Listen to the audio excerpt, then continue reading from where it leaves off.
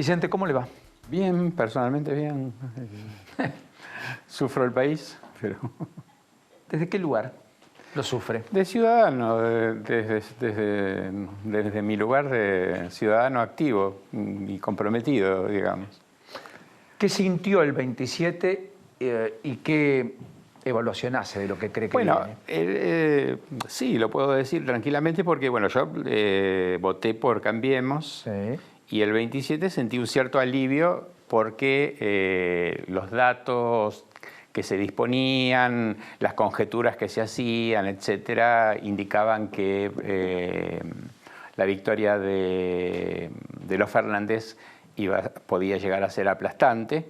No lo fue, y me parece que el resultado dibuja una distribución de poder institucional, por un lado, y por el otro lado, una sociedad con bastante capacidad de movilización, por otro, que pueden jugar un papel de equilibrio, de contención, constructivo, muy constructivo. Esa es una posibilidad, no estoy haciendo predicciones, ¿no? Pero, correcto.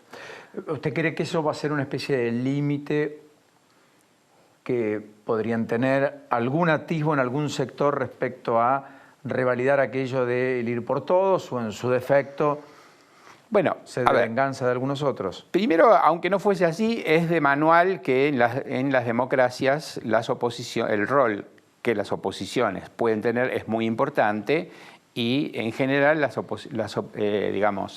sistemas con distribuciones político-electorales o partidarias, en este caso es exagerado hablar de partidos, pero equilibrados, funcionan mejor. No es que si son equilibrados el gobierno no puede gobernar, según el caso. Pero en general yo prefiero sistemas equilibrados que generen incentivos para la cooperación, para la negociación, digamos. Más aún en el caso de un sistema presidencialista como el nuestro, digamos, ¿no? Donde el presidente tiene muchos instrumentos, digamos, concentra muchos instrumentos. Bueno, eso por un lado. Por otro lado, la pregunta más específica que usted me hace, uno tiene que tomar en cuenta los antecedentes, uno tiene que evitar cuidadosamente hacer predicciones, pero sí tomar en cuenta los antecedentes. Entonces, los antecedentes, en ese sentido, buenos no son. O sea, si alguien me dice, mira, yo la verdad que estoy preocupado porque, digamos, la coalición gobernante futura y que es inminente la llegada al poder tiene tales y cuales antecedentes, yo no le puedo decir que no. Ahora, de ahí a hacer predicciones, es decir, no, sí, van a querer ir por todo, va a ser una reedición del kirchnerismo o de las peores variantes del peronismo, yo no hago esas predicciones. Pero sí, yo creo que uno tiene que estar muy atento y cívicamente comprometido, digamos, ¿no? Algunos dicen las discusiones más importantes las van a tener con la justicia y con los medios. ¿Usted cree lo mismo? Bueno, a mí me preocupó, por ejemplo, el caso de Moyano, porque el tema es que de antemano uno podría decir que lo que está llegando al gobierno es una coalición distributivista que no va a poder distribuir prácticamente nada, digamos. Por lo menos en un principio. Sí, en un principio largo. No tiene recursos para distribuir. Es decir, salvo cargos y cosas así, pero mucho para distribuir esta coalición distributivista no tiene. Ahora, esta coalición distributivista tiene dos alas, uno podría decir. Un ala más populista radical y un ala más conservadora, claramente conservadora. La foto que se sacó Fernández con Mansur, etcétera, es la foto del peronismo más conservador. No quiere ninguna innovación en la Argentina, ese peronismo. Y el otro sí quiere innovar, pero quiere hacer innovaciones, en general yo no comparto, son radicales pero desatinadas, en general. Ahora, lo que me pareció preocupante, un poco alarmante de lo de Moyano, es que un miembro, digamos, emblemático del sector conservador de la coalición levante una demanda que viene levantando el sector radical de la coalición. La demanda de hacer una CONADEP de los periodistas. Puede ser que Moyano no le dé ninguna importancia a la palabra, hoy día dice una cosa, mañana otra. Puede ser que realmente eso no se lo tome en serio. Pero de todas formas lo ha dicho y es preocupante. Pero vuelvo a decir, es preocupante porque, pero como, Moyano, ¿dónde estás vos? Te fuiste, digamos, estuviste leyendo los documentos antiguos de Carta Abierta, porque es ese sector el que viene hablando de la CONADEP para los periodistas. Quiero ir al encuentro de Alberto, me permite un segundo, pues está en conferencia claro. en México, me dice el equipo de producción. Van a ir a ver qué está pasando allí con las definiciones del presidente electo, cerrando la gira en México.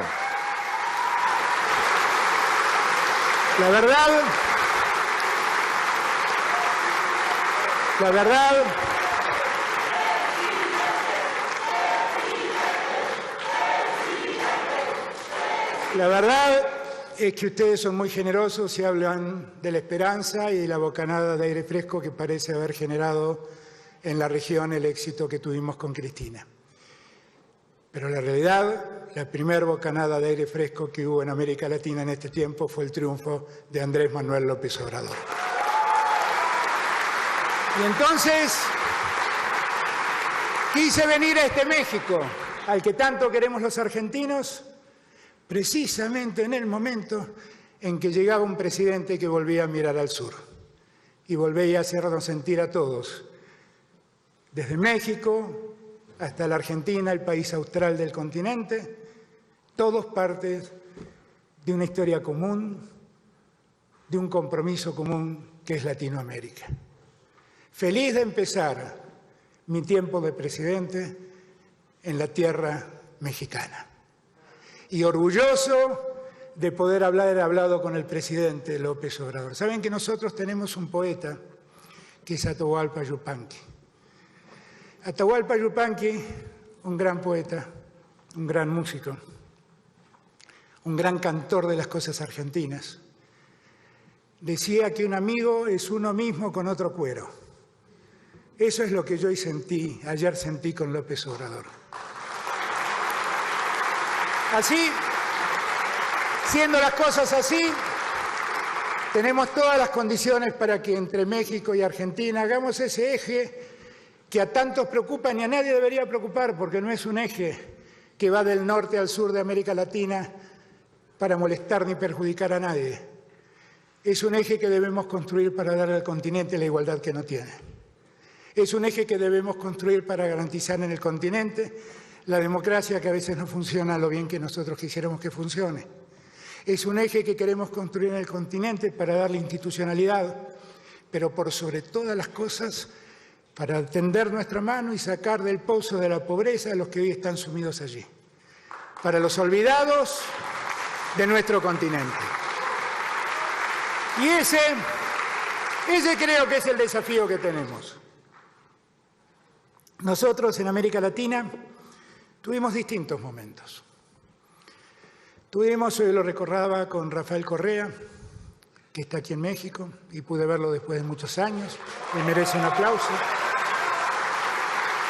Nosotros tuvimos un tiempo donde el continente tuvo una lógica de desarrollo, donde lo que más priorizábamos eran los que menos tenían. Irónicamente fueron años de mucho crecimiento y de mucho desarrollo en el continente. Y la verdad, los más poderosos ganaron mucho en ese tiempo. No les fue tan mal. Pero por razones que nunca entiendo, es como que si les molestara que los pobres dejen de ser pobres. Es como que les molestara que los que tienen derechos los tengan. Y no advierten que nuestras sociedades fueron ricas y fueron distintas porque nuestros ciudadanos tuvieron derechos. Yo desde hace tiempo, desde que un día a Cristina se le ocurrió nominarme como candidato a presidente, desde ese día vengo escuchando voces que dicen hay que limitar los derechos de los que trabajan. ¿Cómo puede ser que nosotros reneguemos de los derechos que tienen los que trabajan? Si eso en Argentina nos hizo distintos. Si nosotros fuimos diferentes, porque un día... Bueno, allí está Alberto Fernández. buen tramo, descriptivo, reconocimiento a Cristina, diciendo que López Obrador es un eje para él, hablando de un continente de México hacia Argentina, excluye Estados Unidos, habla del eje de la institucionalidad, la democracia. ¿Qué primera reflexión le produce, Vicente? Que un gran político no puede decir que un amigo es uno mismo con otro cuero. Un amigo es un distinto. La humanidad es plural. Un político que se cree que otro ser humano puede ser uno mismo es un peligro. Es una forma peligrosa de concebir lo humano. Entonces, él como gran político que es, porque es un gran político estilo fútbol, estilo contrato de fútbol. Hoy juego para River, mañana juego para Independiente, pasado mañana para San Lorenzo. No es un político de convicciones, Alberto Fernández. Político de convicciones fue Cafiero, por ejemplo. Perón era un político de convicciones, ya que nos quedamos dentro del peronismo. Pero Alberto Fernández no. Ahora, no tiene nada de malo eso. Hay muchos políticos que no son políticos de convicciones. Y son buenos, saben hacer las cosas bien. Si están en una causa que es buena, pueden hacer las cosas muy bien. Pareció el mensaje en la previa de la reunión con la CGT, esto de lo único que vengo escuchando es limitar derechos de los trabajadores. Buena parte del mundo empresario está pidiendo una reforma laboral, etcétera. ¿Da la impresión que es una señal concreta y clara de dónde va a estar el eje o me equivoco? No, yo no lo sé, pero desde luego que hay una parte muy, muy importante del sindicalismo que es muy conservadora y que no quiere saber absolutamente nada con reformas laborales. Y hay una parte importante del empresariado que quiere reformas laborales y que está dividida entre los que quieren ir por todo, como diría, y los que quieren reformas laborales razonables. Pero que el mercado de trabajo hay que reformar las regulaciones laborales, eso es evidente. O sea, hacer ideología diciendo cómo van a reformar. Perón quiso hacer reformas laborales, y no solo laborales. Adecuación a los tiempos, y eso en la década del 50, hace más de 50 años. Pero Perón hablaba de ser el primer trabajador. Y hoy en la Argentina se discute qué hacer con los que no tienen trabajo. Hay una discusión respecto a los programas sociales. Si no hay reformas laborales, los que no tienen trabajo van a seguir sin trabajo. Hay que hacer reformas laborales sensatas, bien hechas. No hay que hacer las reformas laborales que quieren los empresarios más oportunistas o que quieren los empresarios más dogmáticos, ¿no? Hay que hacer reformas laborales negociadas, se tienen que negociar, pero si no hay disposición a la negociación de las reformas laborales se van a trabar y el mercado de trabajo va a seguir informalizando. Va a ser un mercado de trabajo más y más informalizado. Quiero que Nacho y Lourdes le hagan la última pregunta a cada uno. ¿Puede ser? Nacho. El fracaso en materia económica de Mauricio Macri, de la gestión de Macri, ¿le da a Alberto Fernández, si se quiere, el periodo de gracia que generalmente tiene el peronismo de 2 mandatos seguidos? ¿Cree que la gente va a estar atenta a cuestiones institucionales que realmente van a pesar, como no pesaron tal vez en otro momento y sí habían pesado en 2015? ¿Qué imagina, más allá de lo económico que usted ya planteó? Bueno, las dos cosas. Primero, si Alberto Fernández, como presidente, llega a un segundo mandato, eso no va a tener nada que ver con el periodo de gracia que le den. Va a tener que ver con una buena gestión. Va a tener que ver con una buena gestión, con ordenar la economía, con permitir que los ingresos de los... Ojalá lo haga, si llega. Ahora, yo creo el tema del periodo de gracia es mucho más corto, inclusive dentro del peronismo. El que tuvo un periodo de gracia más largo fue Menem. Pero porque Menem tenía unas credenciales del liderazgo peronista y una hiperinflación terrible atrás que le permitieron ganar tiempo, le permitieron pedir tiempo y la gente le dio tiempo. La gente hasta se bancó una segunda hiperinflación. Y Menem se tomó el tiempo y por ensayo y error pudo finalmente armar el esquema de la convertibilidad con la cual zafó.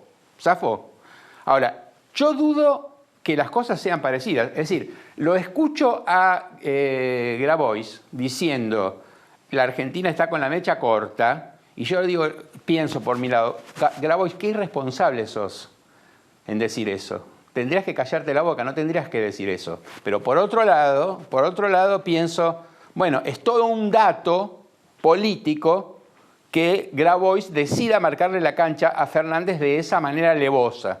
Entonces, eso que dijo Guillermo Calvo, el economista, hace unos meses, de decir, bueno, en realidad convendría que fueran los peronistas, porque la gente les va a creer y los va a aguantar más. Si llega a ganar Macri, no lo van a dejar gobernar. La verdad es que a mí no me resulta para nada convincente, pero hay que ver qué es lo que pasa. Y lo institucional, lo institucional, sí hay una sensibilidad republicana que también fue a la calle, y fue a la calle, y es novedoso eso. Existe esa sensibilidad republicana. Vamos a ver cómo se manifiesta, ¿no? Vicente, gracias por este ratito. Gracias a ustedes. Enorme placer que estés aquí. El gusto es mío.